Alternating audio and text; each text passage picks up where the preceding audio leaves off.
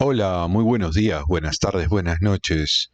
Vamos a leer ahora el capítulo número 5, o en todo caso vamos a resumirlo, no podemos leerlo en su integridad, pero sí me quiero detener para leer algunas de las partes más interesantes del capítulo número 5 de vuestra obra favorita, La última reina de Carmen Gallardo.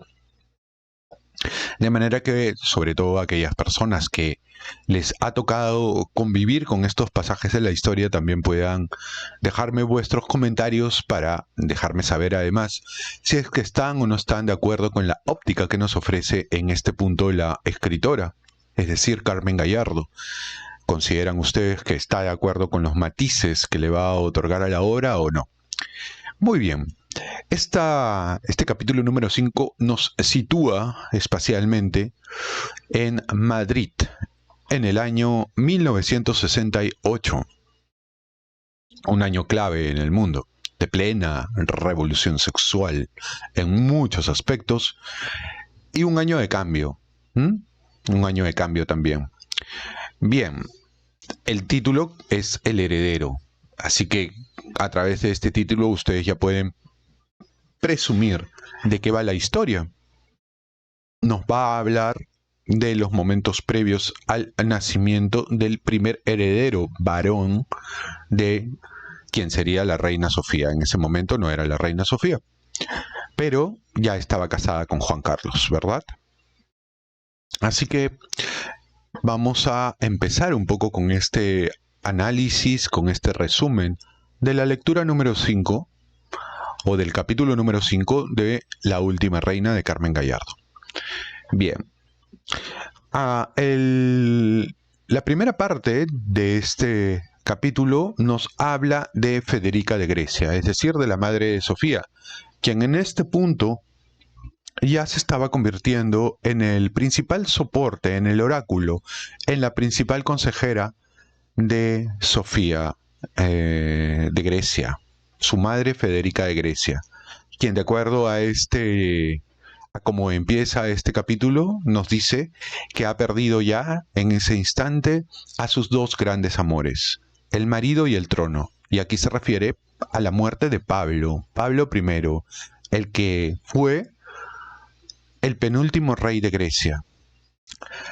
Describe Carmen Gallardo a Federica como una mujer fuerte y dominante, a decir de muchos, porque ella había asistido al derrumbe de su mundo sin derramar una sola lágrima en público. Ella, nos cuenta, fue temida por su poder y constancia. Ella manejaba los hilos del rey Pablo según sus opositores.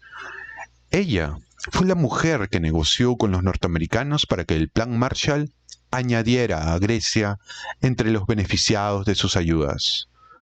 Ella que subyugó a los armadores griegos para convertir el país en un centro turístico. ¿Mm?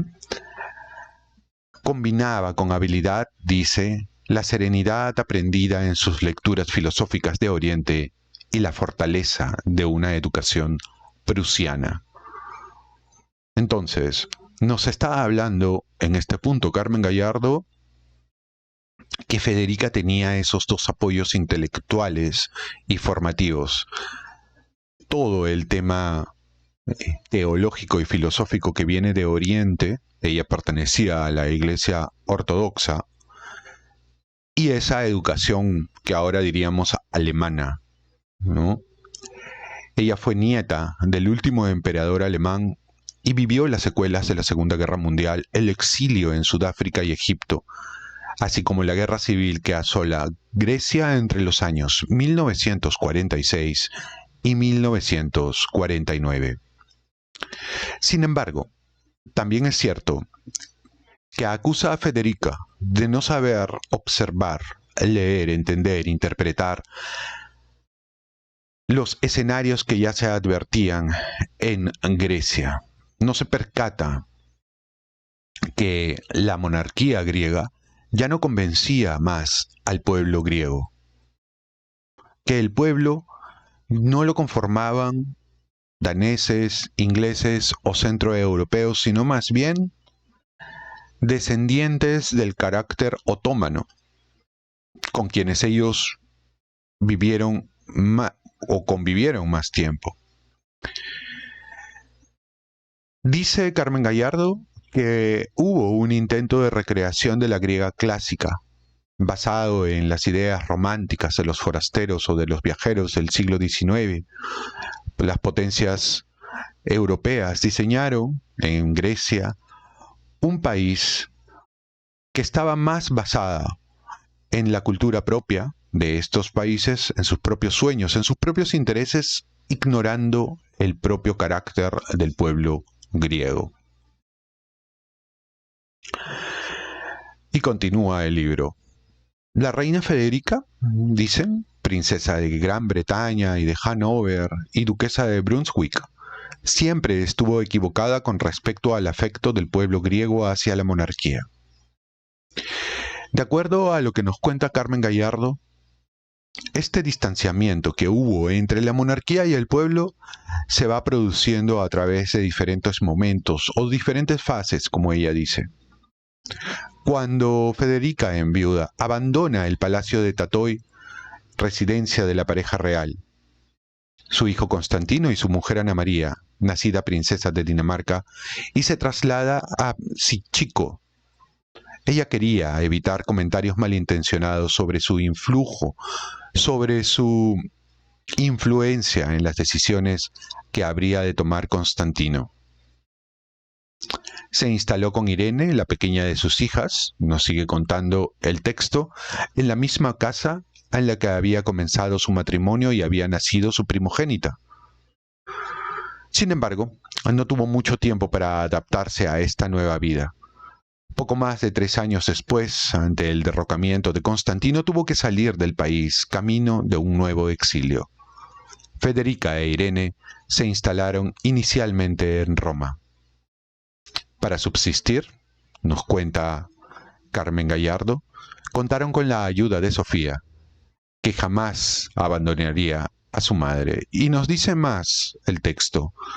Dicen que la propia Sofía le había hecho esta promesa a su padre, es decir, la promesa de no abandonar jamás a su madre, en ningún momento y bajo ninguna circunstancia.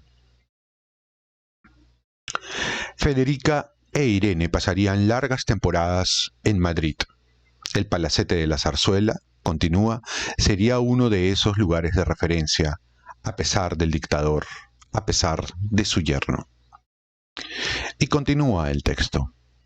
Dice, en enero de 1968, la mujer Federica, la mujer odiada y amada, la mujer que a nadie dejaba indiferente, esperaba en Madrid la llegada al mundo de un nuevo nieto. Aguardaba el nacimiento de otro heredero más al trono vacante. Sería el tercero. Sin embargo, solo el dictador tenía poder para designarlo como tal. La reina conocía bien las leyes dinásticas y el heredero legítimo era el abuelo de la criatura que estaba a punto de nacer.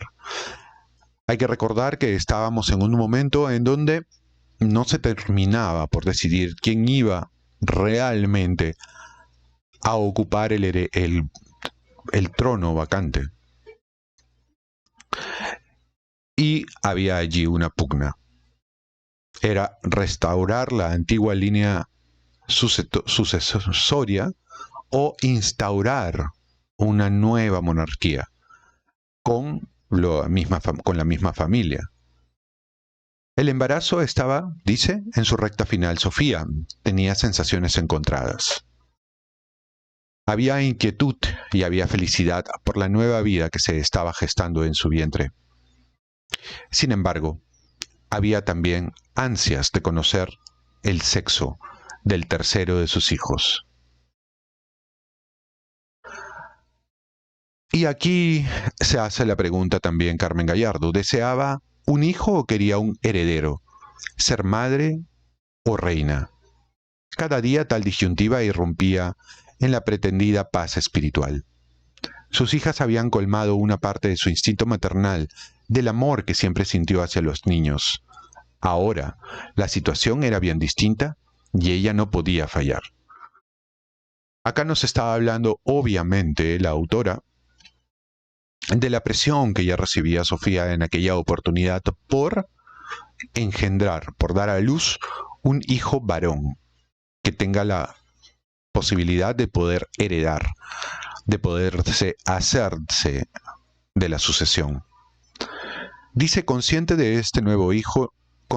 que este nuevo hijo no solo afianzaba los lazos matrimoniales, tenía la obligación de perpetuar la dinastía, y eso solo se garantizaba de un modo, dando a luz un hijo varón. Y nos sigue contando Carmen Gallardo toda esta pugna y toda esta presión por dar a luz un hijo varón. Aun cuando Sofía era una mujer educada a manera del siglo XX, también es cierto que no podía rehuir a la misma presión que habían sentido, que habían sufrido, que habían experimentado las reinas del medioevo. El hecho de tener un hijo varón. Dice, se decía que las mujeres Habsburgo eran buenas reinas, elegidas en muchas cortes de Europa para ser buenas paridoras de varones, porque en esa cuestión se había centrado históricamente la calidad de una reina. Su formación moral, religiosa y académica le impedía aceptar tales habladurías. Sin embargo, el miedo, la presión, eran más fuertes que la razón y caía presa del pánico ante el futuro alumbramiento. Aún sumaba otra razón al afán de que su tercer hijo fuera varón. Solo el nacimiento de un niño salvaría su matrimonio. Juanito había cambiado, notaba su lejanía. Los gestos solícitos, cariñosos, que le regalaba en los primeros años, disminuían con el paso de los días. Era muy consciente de sus preocupaciones por el futuro, de la inseguridad que le generaban los Franco, pero, cuando estaba sola, no se engañaba. Ella no era solo una princesa, era una mujer, una esposa inquieta, al intuir el sutil alejamiento de su esposo. Muy bien, acá lo que nos está diciendo la autora es que ya se empezaban a notar las primeras grietas, los primeros resquebrajamientos de la relación entre Juan Carlos con la futura reina Sofía. Y probablemente la reina Sofía albergaba la soterrada fe que este nuevo hijo y las posibilidades que habría este embarazo pudieran terminar de consolidar su relación, aunque lamentablemente eso ya se estaba perdiendo poco a poco. Y continúa el texto. Uno de esos pesados días de enero, la luz de la luna iluminaba los perfiles de palacio. Un resplandor de blanco invernal caía sobre los árboles en una estampa casi fantasmagórica. En el interior, tres mujeres divagaban sobre el presente y el futuro bajo la luz tenue, presta para las confidencias de una lámpara apoyada sobre el velador de un rincón de la sala de estar. Y allí es donde también Carmen Gallardo nos regala la fabulación de una conversación que tendrían Sofía y su madre Federica, en donde Federica se convertía en una suerte, como lo dije previamente, de oráculo, el apoyo moral que necesitaba en ese momento Sofía luego de la pérdida de su padre, y que sabría darlo su madre Federica, dándole el tesón, dándole la esperanza, dándole la motivación necesaria para poder seguir en este empeño restauratorio de la sucesión monárquica, o instauratorio en todo caso. Decía Federica en esta conversación con su hija, fabulada, entiendo, por Carmen Gallardo, no estoy seguro de que haya existido esta conversación, que Federica le habría animado a Sofía a que tenga buenas relaciones con Franco que no entre en peleas, que no entre en enfrentamientos vacuos, que no van a llegar a nada, que se mantenga firme y que sepa relacionarse de manera estratégica en este juego de tronos que se está produciendo alrededor. Dice ella, lucha, pelea como yo te he enseñado, no te amilanes, no hagas caso a las habladurías ni de mensajes envenenados. Mantienes una excelente relación con el general, lo he visto, se percibe, le gustas, te aprecia. Tu futuro está aquí en Madrid y no puedes seguir los vaivenes de tu suegro. Él libra su propia guerra. No participes, Sofía, porque este es el reino que debes conquistar y solo hay una vía. Solo una persona tiene la decisión en sus manos. Y resalta este hecho Carmen Gallardo, que Federica había perdido ya una corona, y esta pérdida le había dejado enseñanzas, que la estrategia del abayazamiento no es la más eficaz. Escribe Carmen Gallardo. Su hija la escucha con devoción.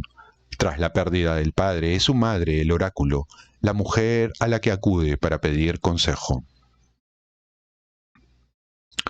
Entiendo el problema de Juanito, su disyuntiva, porque enfrente está su padre, pero él también sabe que su puesto no está en Portugal, está en España, contigo, insistía Federica.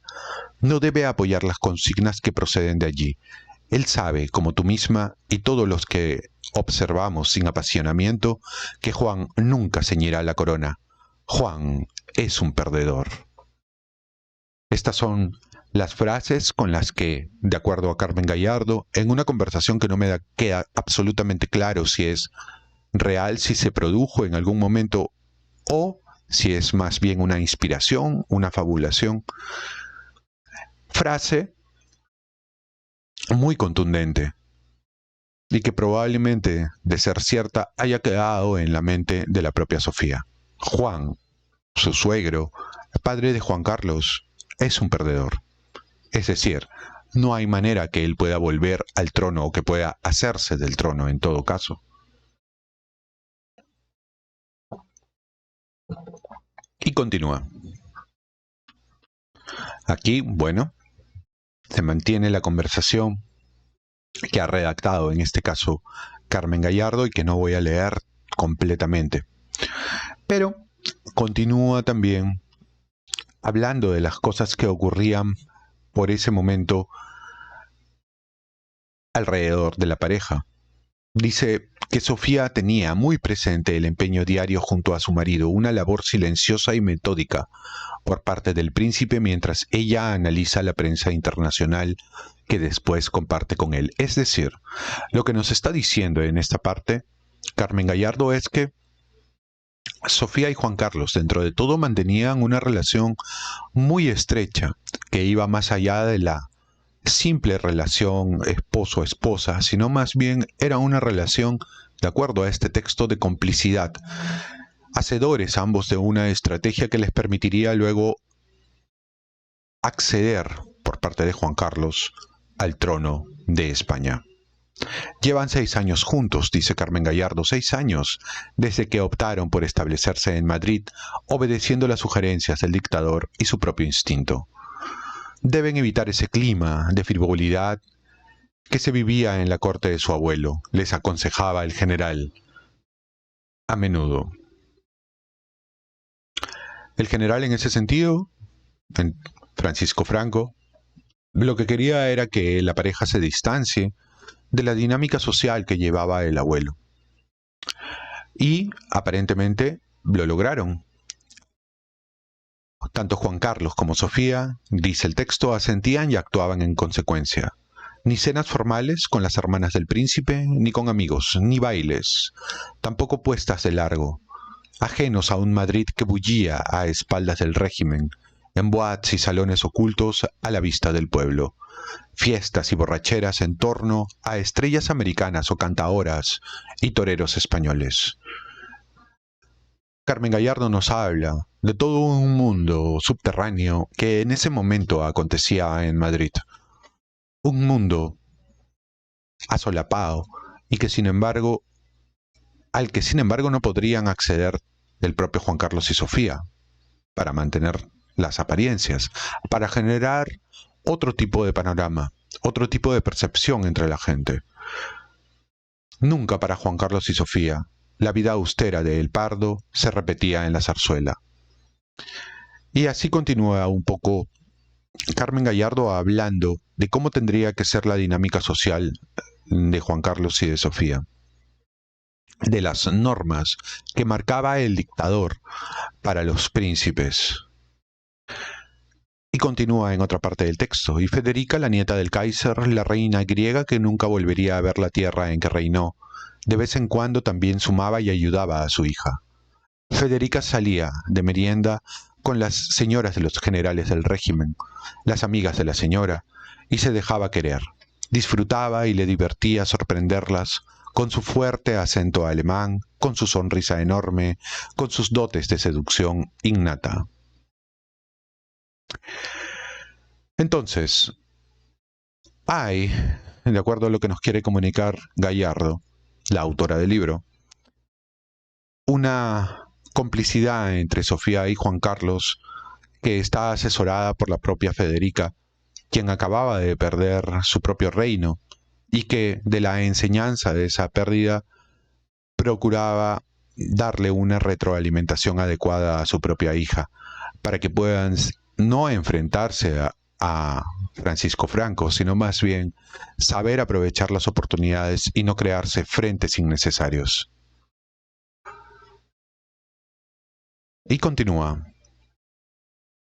en donde ya nos va a expresar directamente el nacimiento, en el texto, el nacimiento del propio Felipe. La princesa Sofía cumplió con la dinastía y con su marido. Fue un niño. Nació a las 12:35 el 30 de enero de 1968, según el texto, en la Clínica Loreto de Madrid, la misma en la que vinieron al mundo sus hermanas. Y lo describe. Rubio como sus antepasados, de ojos azules, sano, fuerte y grande, un niño de 4,4 kilos de peso y 55 centímetros de largo. Así describe el nacimiento de quien sería luego el rey de España. Y continúa la nota. No le exhibieron en bandeja de plata ante la corte como un trofeo, porque los príncipes ya nacían en hospitales y corte no había, aunque sí un padre emocionado que pronto comunicó la gran noticia a la abuela materna, la reina Federica, a su cuñada, la princesa Irene, al marqués de Mondéjar, jefe de la casa de Su Alteza Real, el príncipe de España, al jefe de la secretaría del príncipe, el teniente coronel Alfonso Armada, los hombres que el caudillo le había puesto como ayudantes, y con la emoción de quien siente que ha dado un paso gigante en su carrera de obstáculos, llamó a su padre. Este es un punto crítico de la historia. Ese nacimiento, adelanto un poco, asentaba la dinastía sin pasar por Juan de Borbón. El nacimiento de su hijo situaba al príncipe Juan Carlos un poco más cerca de la casilla de salida para recuperar la corona. Y continúa esto. Una semana más tarde, el 8 de febrero, bautizaron al recién nacido en el Palacio de Zarzuela. Una ceremonia cargada de simbolismo, retos, suspicacia e insinuaciones y sugerencias. El niño heredero de una corona inexistente en el país donde había nacido tuvo como padrinos al jefe de la casa dinástica, don Juan de Borbón, y a Victoria Eugenia de Battenberg, viuda de Alfonso XIII. La anciana reina, que había pedido amadrinar a la criatura, volvía a España 37 años después de haber partido al exilio previa autorización del dictador. Se refieren a Franco. Él no acudió a Barajas para recibirla.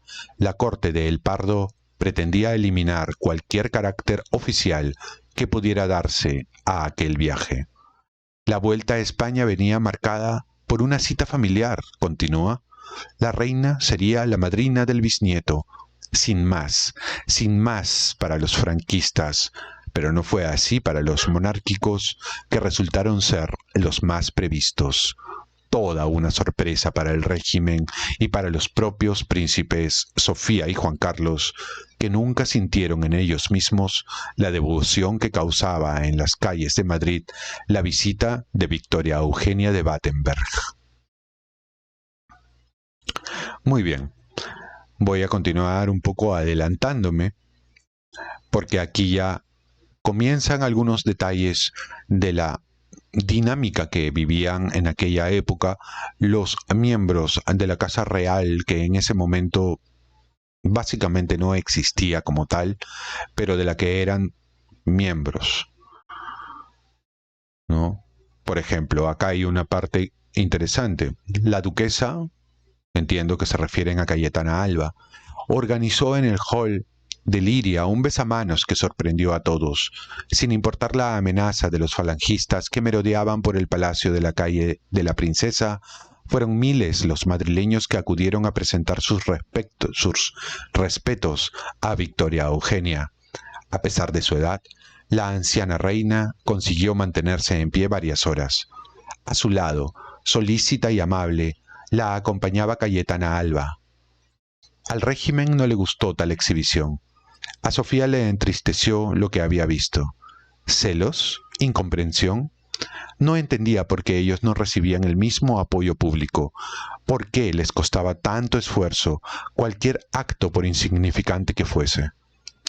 Me gustaría, sí, aquí, que ustedes, sobre todo las personas que han, de alguna manera, han sido un poco más partes de este proceso, ya sea porque lo han vivido, tal vez las personas mayores, o ya sea porque lo han escuchado de sus padres, de sus abuelos, de sus parientes, que me cuenten en los comentarios por qué había esta diferencia entre, por ejemplo, la,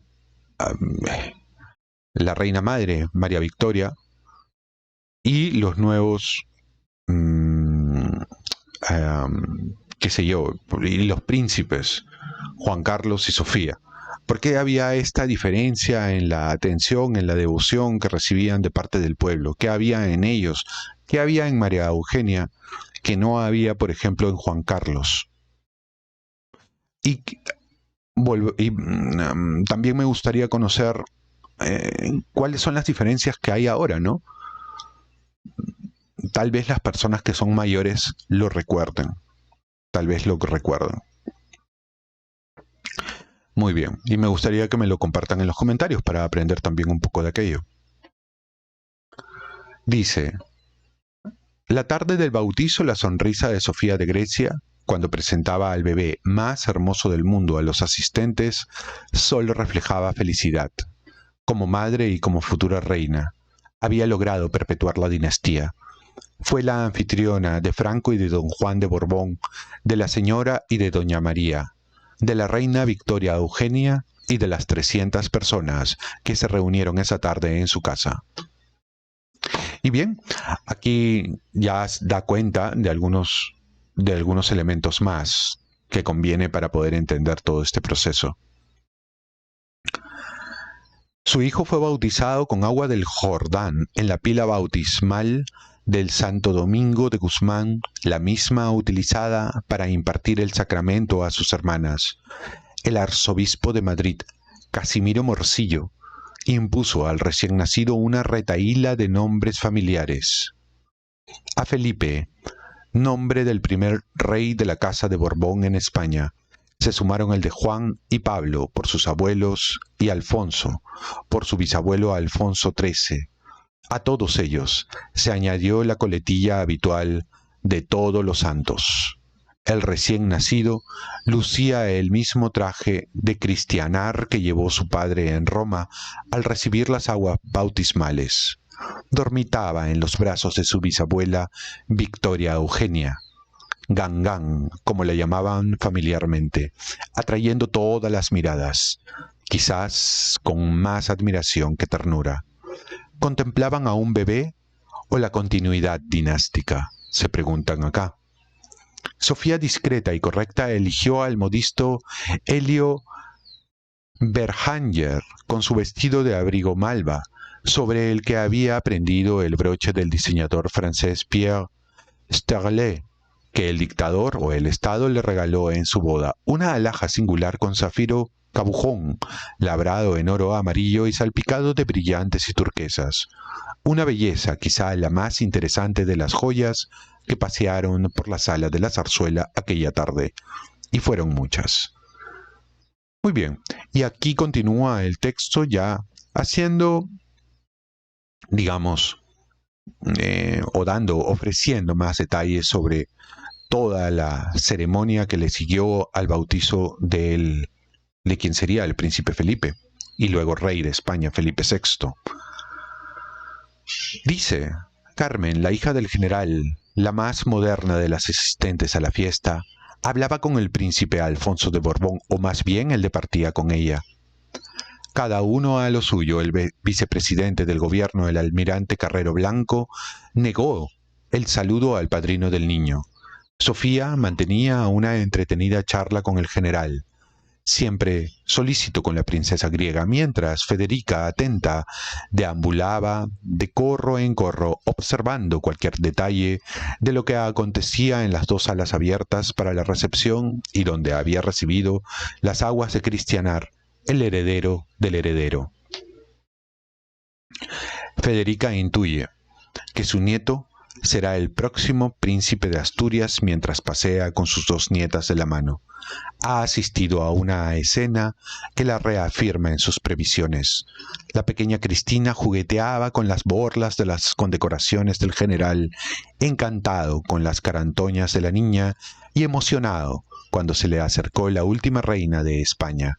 Sin duda, le enternecía la familia de su hija.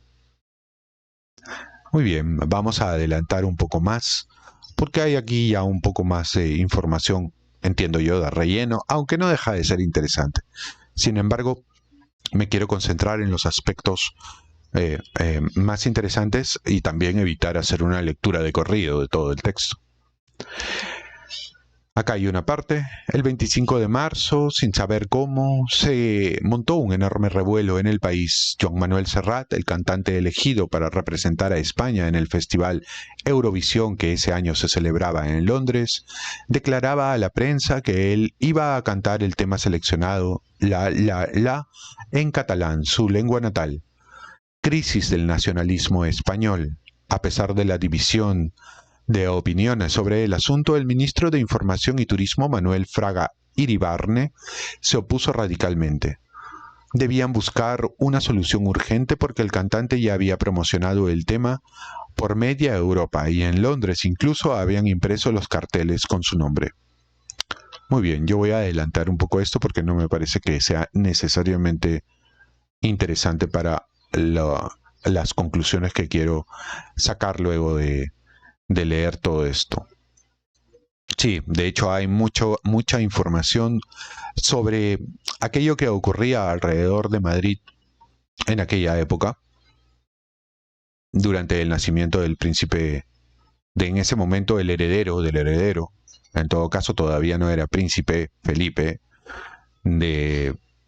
príncipe de Asturias, porque todavía no estaban en el trono, tanto Juan Carlos como Sofía, pero se esperaba que pudieran llegar a esa situación.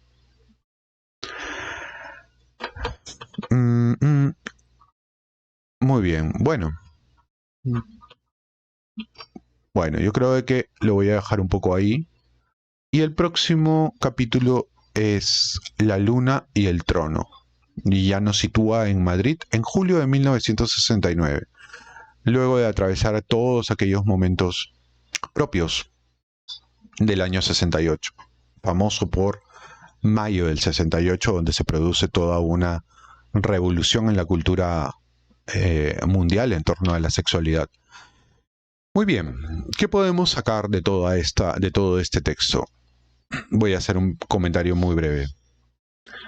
Eran momentos de mucha presión para la reina Sofía, quien tenía que poner en práctica todo lo que había aprendido durante su formación. Formación que tenía dos apoyos. La educación prusiana, que probablemente le debe haber dado la disciplina, el coraje, el pundonor para poder alcanzar objetivos que están por encima de ella y de su propio bienestar incluso.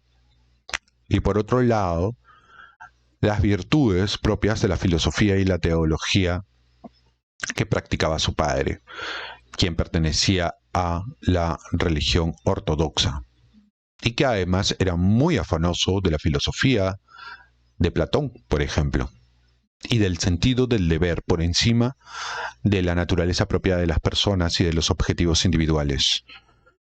Entonces estos elementos son los que forjaron el carácter de la propia Sofía y que en este momento de su vida tenía que poner en práctica.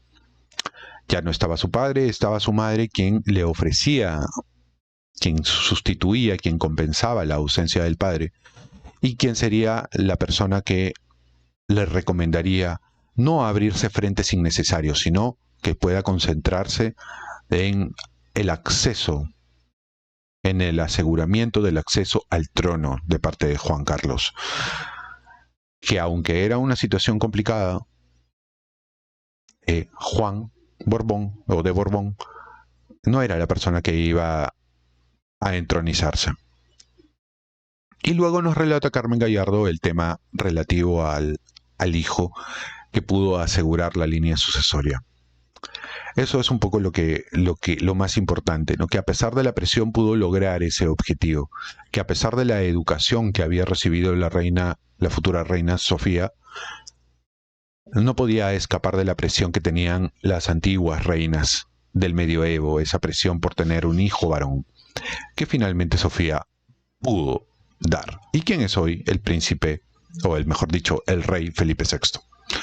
Muy bien, espero que les haya gustado este video, espero que haya sido aleccionador para todos ustedes y espero además que me puedan ofrecer o me puedan dar sus comentarios, porque vuestros comentarios me ayudan a no solamente seguir adelante con este tipo de contenido, sino además, también me ayudan a saber si es que este tipo de videos, este tipo de libros, este tipo de contenido que tiene que ver con la historia contemporánea de la realeza es útil.